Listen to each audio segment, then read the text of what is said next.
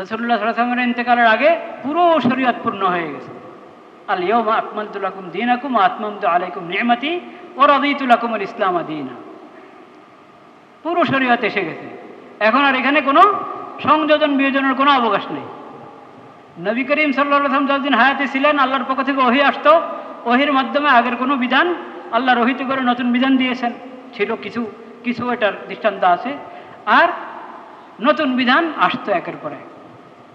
ইন্তেকালের আগে পুরো শরীয়ত এসে গেছে। আল ইয়াউমা ওই আয়াত যখন অবতীর্ণ হলো, পুরো দিন পুরো শরীয়ত এসে গেছে।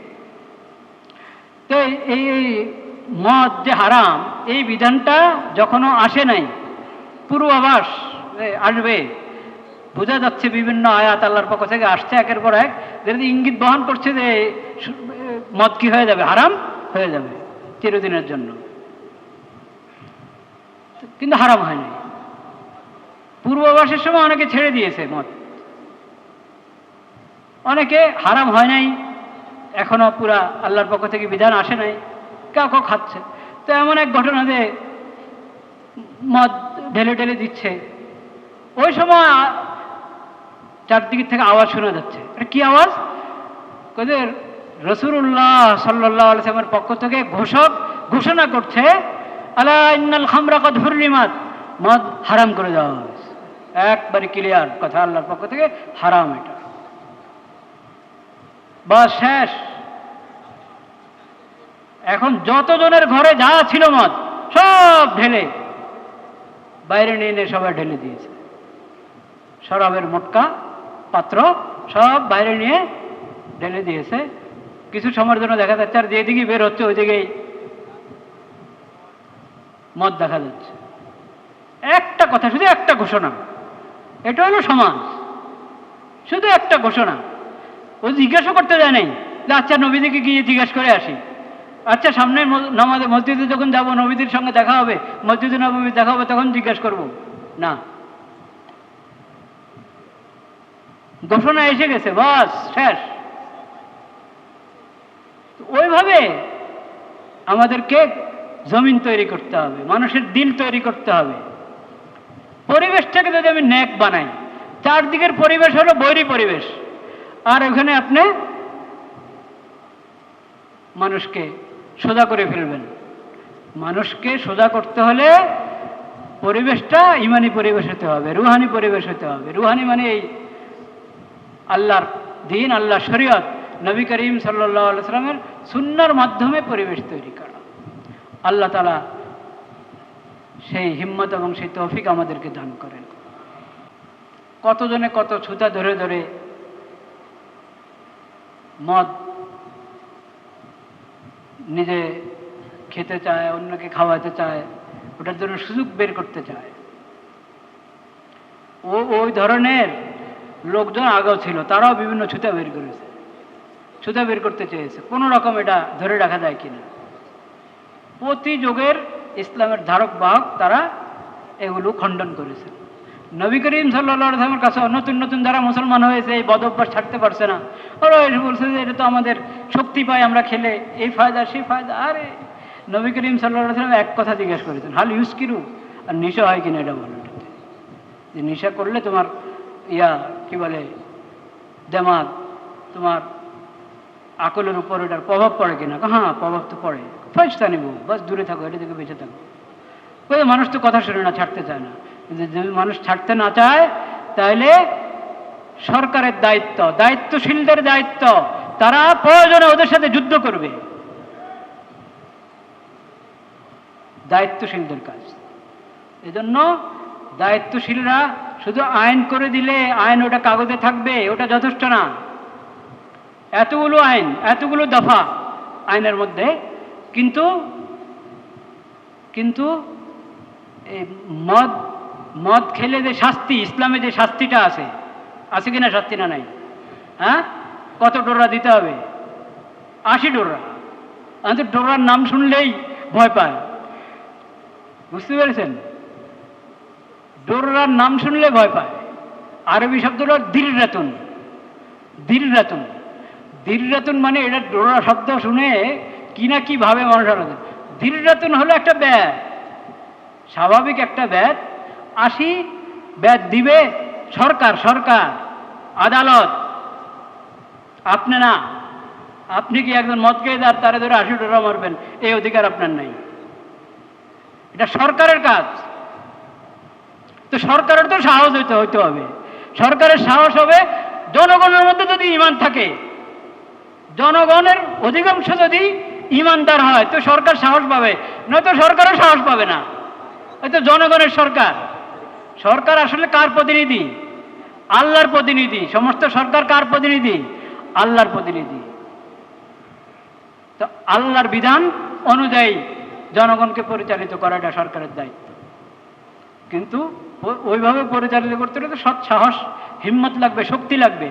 ওই শক্তি জনগণের দায়িত্ব সরকারকে শক্তির যোগান দেওয়া, সৎ সাহস যাতে হয়, সাহসের যোগান দেওয়া, এটা জনগণের দায়িত্ব। জনগণের এই দায়িত্ব কিভাবে পালিত হবে? জনগণ হক কথা বলতে হবে, ইনসাফের কথা বলতে হবে, ন্যায়ের কথা বলতে হবে, হালালের কথা বলতে হবে, হারামের প্রতিবাদ করতে হবে। তখন সরকারেরও সাহস বাড়বে। ওটা তখন আপনি ওই দেখবেন সংবিধানের মধ্যে অন্য আইনের সাথে এই আইন থাকবে যে অভ্যস্ত হয়ে যায় মদখোর, এই মদখোরের শাস্তি হলো 80 ডোরা। 80 ব্যয় কে প্রয়োগ করবে? ইসলামী আদালত। ইসলামী আদালত। ইসলামী আদালত মানে কি? ইসলামী আদালত মানে হলো মুসলিম সরকারের যে আদালত, সেটা তো মুসলিম আদালত। আলাদা করে মুসলিম আদালত তো ভিন্ন করে করতে হবে। মুসলিম দেশ, তার আদালত ইসলামী আদালত হবে।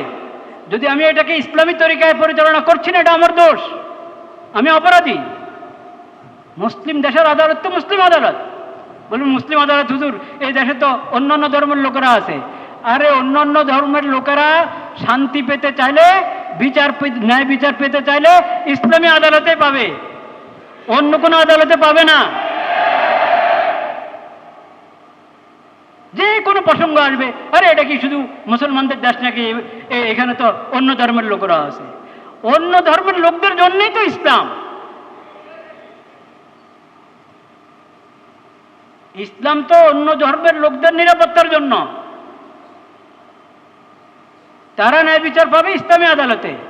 কাজে আদালতকে মুসলিম বানাইতে, মুসলিম আদালত, আমাদের আদালত ইসলামী আদালত, মুসলিম দেশের আদালত মুসলিম আদালত, এই কথা বলার মধ্যে কোনো ভয় পাওয়ার কারণ নাই। কিন্তু সেটা ইসলামী তরিকায় পরিচালিত হলে হবে ইসলামী আদালত।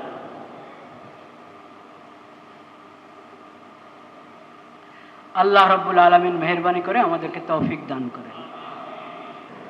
আলহামদুলিল্লাহ নাহমাদুহু ওয়া নাস্তাঈনুহু ওয়া নাস্তাগফিরুহু ওয়া নু'মিনু বিহি ওয়া নাতাওয়াক্কালু আলাইহি ওয়া না'উযু বিল্লাহি মিন শুরুরি আনফুসিনা ওয়া মিন সাইয়্যিআতি আ'মালিনা মান ইয়াহদিহিল্লাহু ফালা মুদিল্লা লাহু ওয়া মান ইউদ্লিল ফালা হাদিয়া লাহু وأشهد أن لا إله إلا الله وحده لا شريك له وأشهد أن محمدا عبده ورسوله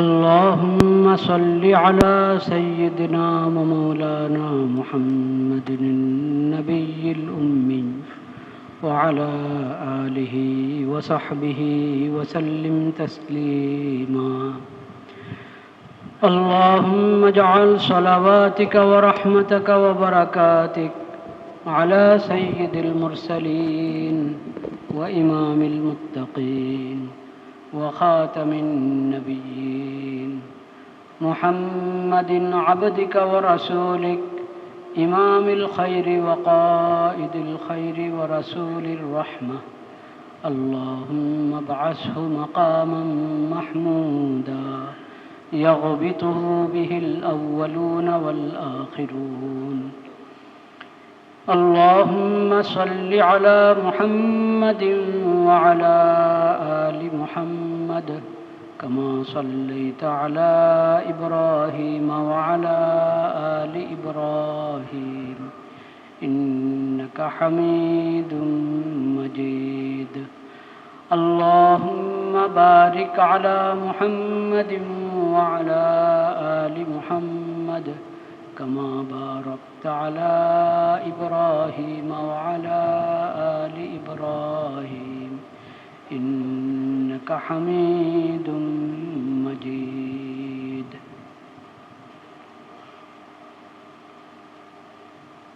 أما بعد فأعوذ بالله من الشيطان الرجيم. بسم الله الرحمن الرحيم. يا أيها الذين آمنوا إنما الخمر والميسر والأنصاب والأزلام رجس من عمل الشيطان فاجتنبوه لعلكم تفلحون. إنما يريد الشيطان أن يوقع بينكم العداوة والبغضاء في الخمر والميسر ويصدكم عن ذكر الله وعن الصلاة فهل أنتم منتهون. وأطيعوا الله وأطيعوا الرسول واحذروا فإن توليتم فاعلموا أنما على رسولنا البلاغ المبين. صدق الله مولانا العظيم وصدق رسوله النبي الكريم ونحن على ذلك من الشاهدين والشاكرين والحمد لله رب العالمين.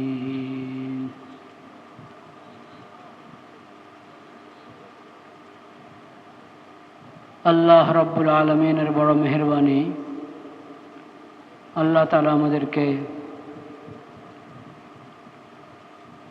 মুহররমুল হারামের তৃতীয় জুমায় উপনীত হওয়ার তৌফিক নসিব করেছেন, আলহামদুলিল্লাহ।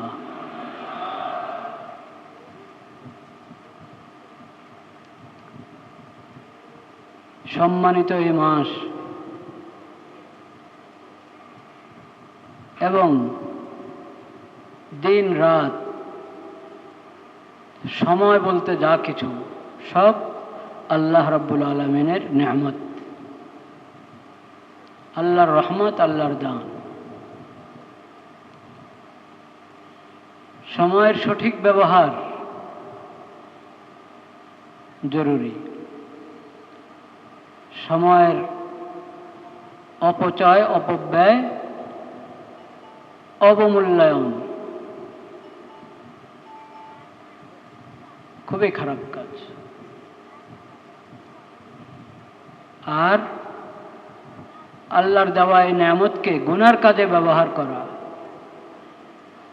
জুলুমের কাজে ব্যবহার করা, সেটা তো একেবারেই নিষিদ্ধ, সম্পূর্ণ নিষিদ্ধ।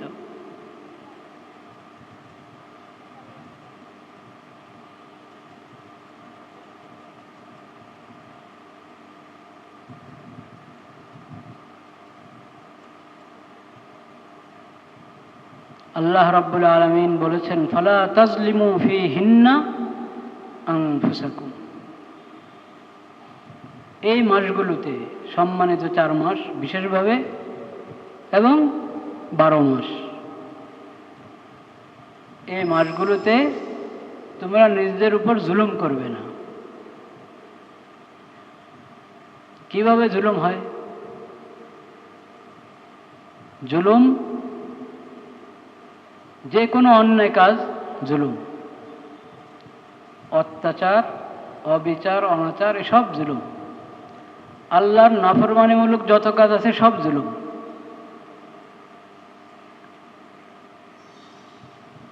এবং সময়ের অবমূল্যায়ন, অপচয়, অপব্যয়, সেটাও এক প্রকারের জুলুম। আর সময়ের অন্যায় ব্যবহার, এটা তো সরাসরি জুলুম।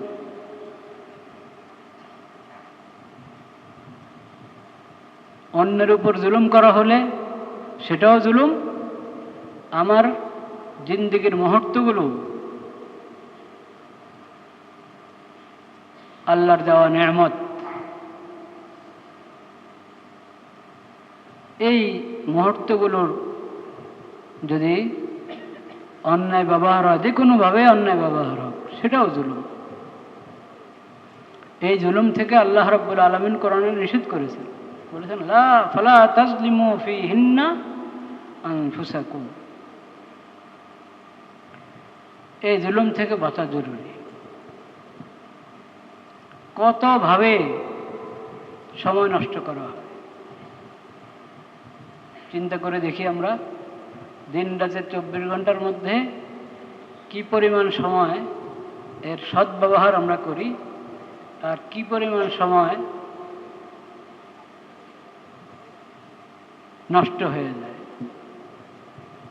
অনর্থক অহেতুক কাজের মধ্যে নষ্ট হয়, আর কিছু তো সরাসরি গুনার কাজেই নষ্ট হয়।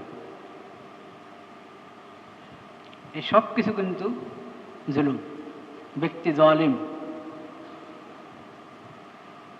জালিম বললে তো আমরা অসন্তুষ্ট হয়ে যাব, আমার মতো ভালো মানুষকে জালিম বলা হলো, কিন্তু জুলুম তো বটেই। যে কোনো গুনার কাজ, আল্লাহর নাফরমানির যত কাজ, সব জুলুম। চাই ওটা আমার ব্যক্তি জীবনের সাথে সম্পৃক্ত হোক, চাই সেটা অন্যের সাথে সম্পৃক্ত হোক। কোনো কাজে কিন্তু শুধু ব্যক্তিকেন্দ্রিক না, এটা মনে রাখতে হবে। অনেক এমনি তো বাহ্যিকভাবে বিচার করলে অনেক কাজ আমার ব্যক্তিগত বিষয়, পার্সোনাল বিষয়। কত জিনিস এরকম পার্সোনাল, যত ব্যক্তিগত বিষয় যদি সূক্ষ্মভাবে দেখা হয়, কোনোটাই ব্যক্তিগত না। আপনি 10 মিনিট কোরআন তেলাওয়াত করছেন, জিকির করছেন, দোয়া করছেন, ব্যক্তিগত ইবাদত, ঠিক, এটা ব্যক্তিগত ইবাদত, কিন্তু এটার প্রভাব ব্যক্তিগত না। যে ঘরের অন্য সদস্যরা হয়তো একটু উদাসীন হয়ে আছে, গাফলতে আছে, আপনি জিকির করছেন, আপনি নফল নামাজ পড়ছেন, আপনি তেলাওয়াত করছেন, আপনি দিনী বই পুস্তক পড়ছেন, ব্যক্তিগত কাজ। এটা পুরা ঘরে এটার আসর আছে, প্রতিবেশীরাও এটার ফায়দা পাবে, আপনি রাত্রে শোয়ার সময় আয়াতুল কুরসি পড়ছেন, এটা শুধু আপনার ঘরের জন্য উপকারী না, আশপাশের ঘরগুলোর জন্য এটা উপকারী।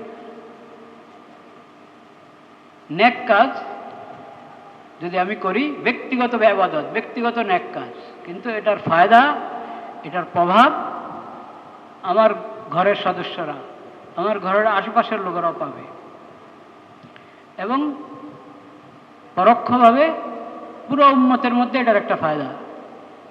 কারণ পরিবেশটা ভালো হওয়া, এটার অনেক ফায়দা। পরিবেশটা ভালো হতে হলে, চারদিক ভালো হতে হলে, এক এক সদস্য নিজ নিজ আমলের মধ্যে সচেতন হতে হবে, ভালো আমল করতে হবে, গুনাহ থেকে বেঁচে থাকতে হবে। তা এখন কত চুপে চাপে গুনার কাজ করে ফেলছি, এই তো আমার ব্যক্তিগত গুনাহ, আমি আরেকজনের উপরে তো জুলুম করছি না, অপরাধী, আমি দোষ করছি, গুনাহ করছি, পাপের কাজ হচ্ছে, কিন্তু আমার ব্যক্তির ক্ষতি হচ্ছে না। শুধু ব্যক্তির ক্ষতি হচ্ছে না, গুনার কারণে আমার ক্ষতি হচ্ছে, আমার সন্তানদের ক্ষতি হচ্ছে, আমার প্রতিবেশীদের ক্ষতি হচ্ছে, আমার সমাজের ক্ষতি হচ্ছে, আমার দেশের ক্ষতি হচ্ছে, আমি যে উম্মতের সদস্য সেই উম্মতের ক্ষতি হচ্ছে। যহারাল ফাসাদু ফিল বাররি ওয়াল বাহরি বিমা কাসাবাত আইদিন নাস। এজন্য নিজেকে ইসলাহ করতে হবে, নিজে গুনাহ থেকে বেঁচে থাকতে হবে, অন্যদেরকে গুনার ব্যাপারে সতর্ক করতে হবে যে এটা পাপ, এটা গুনাহ, এটা ক্ষতিকর, এটা থেকে আমরা বেঁচে থাকি। আমি আজকে যে আয়াত পড়লাম, সূরাতুল মাইদা 5 নম্বর সূরার 90 থেকে 92,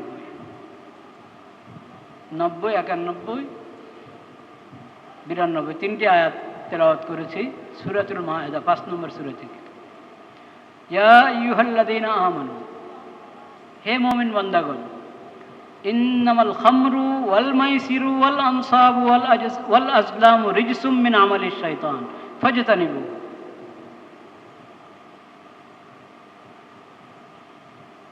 আল খামর বুঝেন তো? খামরের অর্থ মদ। হে ইমানদার বান্দাগণ, নিশ্চয় মদ, জুয়া, প্রতিমার ব্যাধি ও জুয়ার তীর অপবিত্র, শয়তানি কাজ। অনেকগুলো কথা আল্লাহ একসাথে বলে দিয়েছে। মদ, জুয়া, মাইসির, মাইসির মানে জুয়া, আনসাব প্রতিমাগুলো যেখানে রাখা হয়,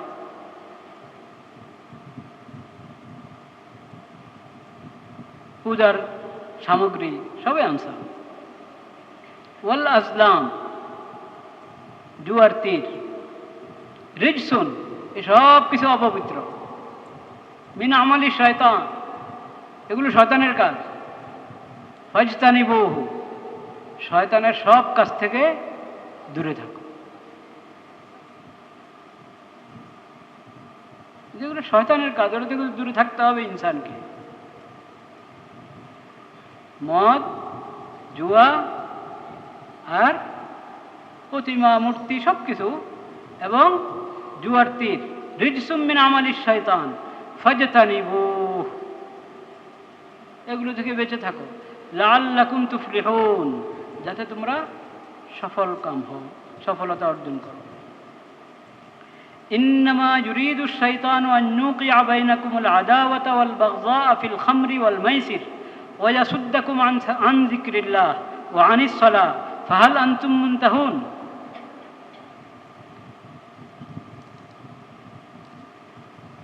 লা ইলাহা ইল্লাল্লাহ। শয়তান কেন মানুষকে জুদ, কি বলে, মদ, জুয়া এগুলোর পিছনে ফেলে কেন? শয়তানের উদ্দেশ্য হলো যাতে তোমাদেরকে আল্লাহর জিকির থেকে দূরে রাখতে পারে, সালাত থেকে, নামাজ থেকে দূরে রাখতে পারে, তোমাদের পরস্পর ঝগড়া বাজাইতে পারে, শত্রুতা সৃষ্টি করতে পারে, হিংসা বিদ্বেষ সৃষ্টি করতে পারে। এজন্য শয়তান কুমন্ত্রণা দিয়ে কাউকে মদের পিছনে লাগায়, মদের আসক্ত বানায়, কাউকে জুয়ার আসক্ত বানায়। ফাহাল আনতুম মুনতাহুন আল্লাহ বলছেন, যখন বুঝলাম যে শয়তানের উদ্দেশ্য কি জন্য তোমার মধ্যে মদের আসক্তি সৃষ্টি করছে, কি জন্য তোমাকে জুয়ার পিছনে ঘোরাচ্ছে, তার মতলব খারাপ। শয়তান তো মানুষের স্পষ্ট শত্রু এবং আল্লাহর নাফরমান, তার মতলব খারাপ। সে এসব বিষয়ে তোমাকে কুমন্ত্রণা দিচ্ছে এজন্য যাতে তুমি এগুলোর পিছনে পড়ে আল্লাহর জিকির থেকে গাফেল হয়ে যাবে, নামাজ থেকে গাফেল হয়ে যাবে, এবং দুজনের মাঝে দ্বন্দ্ব বাঁধবে, পরে অর্থ করে যা আছে সব শেষ, আর সেই কারণে দুজনের মাঝে শত্রুতা হবে, লড়াই ঝগড়া চলতে থাকবে, সংসারও শেষ, অর্থ করেও শেষ, নামাজও শেষ, ইবাদত বন্দেগী, আল্লাহ বিল্লাহ, আল্লাহর নাম নেওয়া, জিকির, দোয়া সব শেষ। আল্লাহ বলেন ফাহাল আনতুম মুনতাহুন এগুলোর ক্ষতির কথা তোমাদেরকে জানিয়ে দিলাম, স্পষ্ট করে দিলাম, তাও কি তোমরা বিরত হবে না? এই যুদ্ধ, কি বলে, মদ এবং জুয়া থেকে দূরে সরবে না?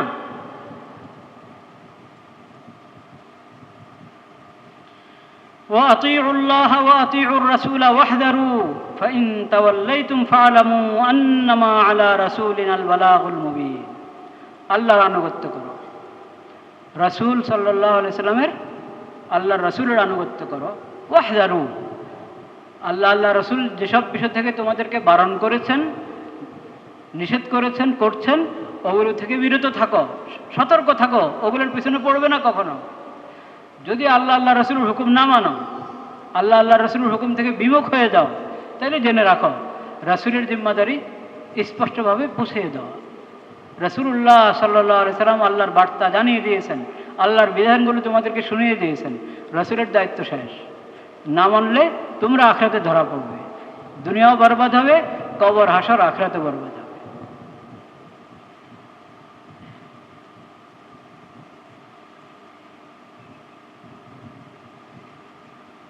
লা ইলাহা ইল্লাল্লাহ। তো এখন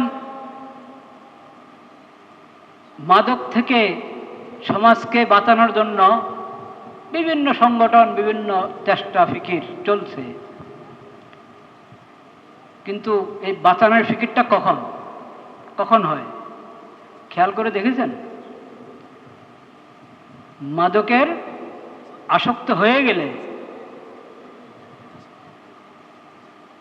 তারপরে তারে আমরা একটা পরিবেশে নিয়ে ঠিক করার চেষ্টা করি। এই চেষ্টাটা তো শুরু থেকে হওয়া দরকার। এই চেষ্টাটা শুরু থেকে হওয়া দরকার, যাতে কোনো মাদকের সঙ্গে তার কোনো সম্পর্কে কি সৃষ্টি হতে না হয়, সৃষ্টি না হয় সেই চেষ্টা, সেই ফিকির করতে হবে। সেটার জন্য কি ব্যবস্থা? সেটার জন্য তালিম এবং তরবিয়তের ব্যবস্থা। সেটার জন্য কিসের ব্যবস্থা? তালিম এবং তরবিয়ত, ফরজ ইলম বিস্তার করতে হবে। এই যে এই আয়াতের মধ্যে আল্লাহ কত সুন্দর করে বুঝিয়ে দিলেন আমাদেরকে মদ জুয়া থেকে দূরে থাকার কথা। ওয়াল আনসাব ওয়াল আজলাম, আনসাব থেকে দূরে থাকো। এখন যদি আমাদের বুদ্ধিজীবীরা খালি মূর্তির পর মূর্তি বানাইতে চায় দেশের মধ্যে, বিনোদনের নামে, সংস্কৃতির নামে অপসংস্কৃতি ঢুকাতে চায় দেশের মধ্যে, শিক্ষার নামে, শিক্ষা সংস্কৃতির নামে অপসংস্কৃতি, বিনোদনের নামে অশ্লীলতা, এটা যদি সমাজে বাড়তে থাকে, এরপর আপনি মাদকের বিরুদ্ধে আন্দোলন করেন, একটা পরিবেশে নিয়ে যান, পরিবেশে নিয়ে কি শিখান তাকে? অনেকগুলো তো আছে এরকম প্রোগ্রাম। তারা কি তরিকা, যে সলাৎ থেকে, আল্লাহর জিকিরের থেকে বিরত রাখার জন্য শয়তান এই বন্দি করেছে, তা আপনি তো তাকে সলাতের পরিবেশে নিতে হবে, জিকিরের পরিবেশে নিতে হবে, দ্বীন ইমানের পরিবেশে নিতে হবে।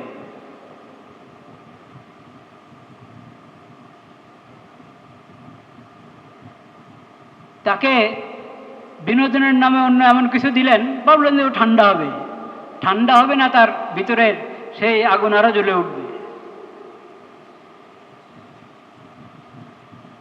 তো আমাদের বড় সমস্যা হলো আমরা গোড়া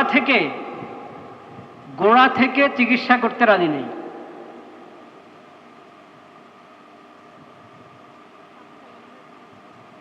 গোড়া থেকে চিকিৎসা হলো সহি তালিম, সহি এলেম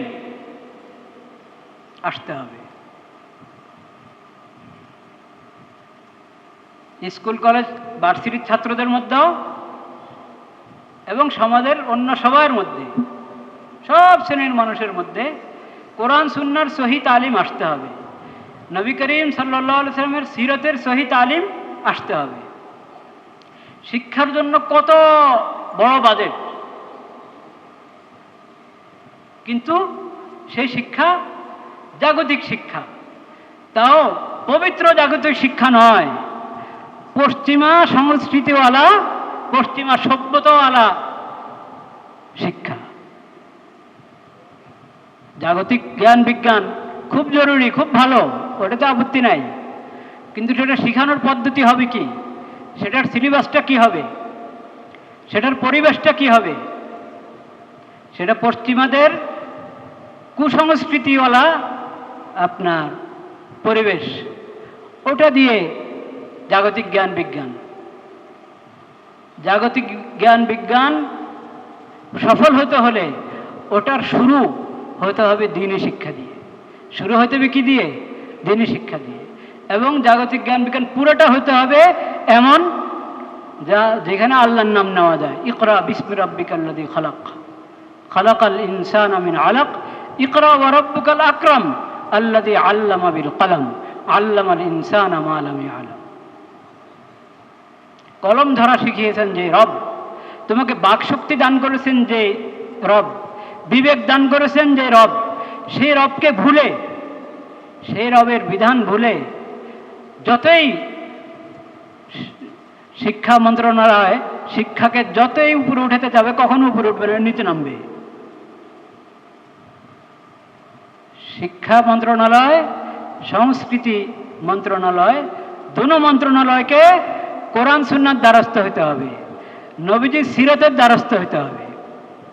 ওখান থেকে আর রহমান আল্লামাল কোরআন খালাকাল ইনসান আল্লামাহুল বায়ান, ওখান থেকে রহমত নিতে হবে, রবের কাছ থেকে রবের দয়া নিতে হবে। তারপরে আপনার শিক্ষা সংস্কৃতি উন্নতি লাভ করবে, নথিবা লাভ করবে না, নথিবা লাভ করবে না। তো যাই হোক, ব্যক্তিগত পর্যায়ে, সামাজিক পর্যায়ে, পারিবারিক পর্যায়ে সবাই মেহনত করতে হবে। কোনো দেশ ঠিক হতে হলে, সমাজ ঠিক হতে হলে শুধু গোড়ার লোকরা নসিহত করবে, তারা চেষ্টা করবে, এটা যথেষ্ট না।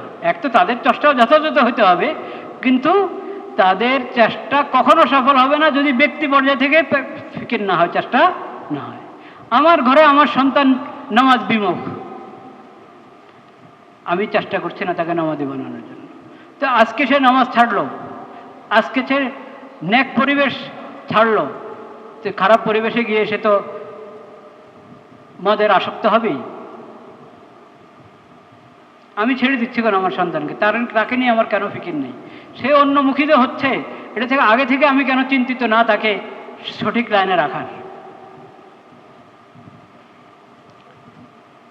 আল্লাহ রাব্বুল আলামিন সেই তৌফিক আমাদেরকে দান করেন।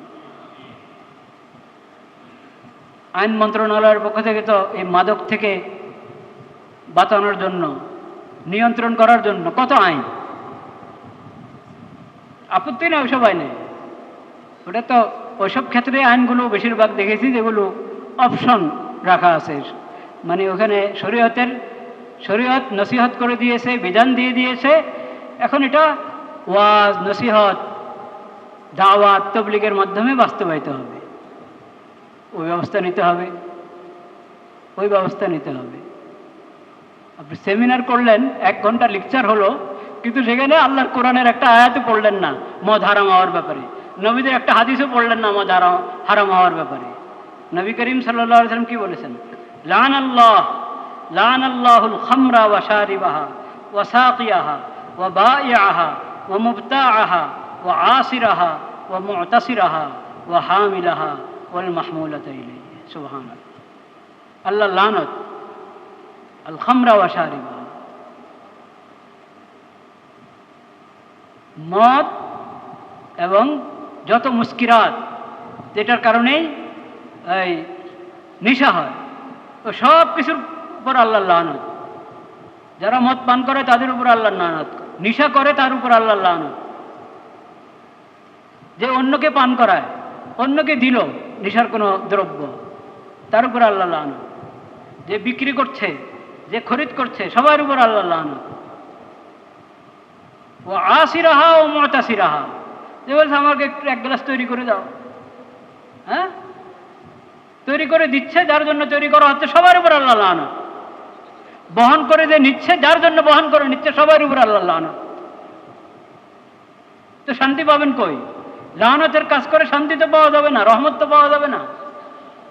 লানত মানিয়ে তো আল্লাহর রহমত থেকে বঞ্চিত হওয়া, দূরে থাকা।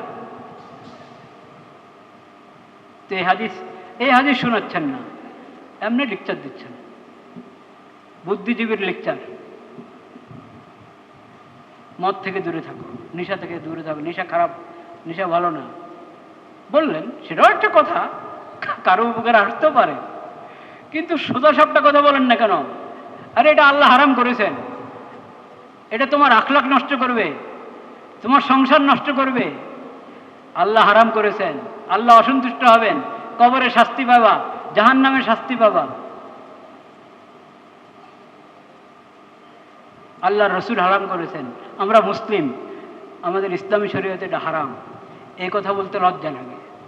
চাচ্ছি সমাজটা সুন্দর হোক, হ্যাঁ, আমাদের যুবকরা এরকম এই কি বলে মাদকাসক্ত না হোক, চাচ্ছি, কিন্তু তাদেরকে আল্লাহ এটা হারাম করেছেন, এই কথা বলতে লজ্জা লাগে। এটা বলি যে এটা ভালো না, এটা খারাপ। বুঝতে পেরেছেন? আল্লাহ হারাম করেছে এই কথা বলতে কিন্তু অনেক বুদ্ধিজীবীর এটা লজ্জা লাগে।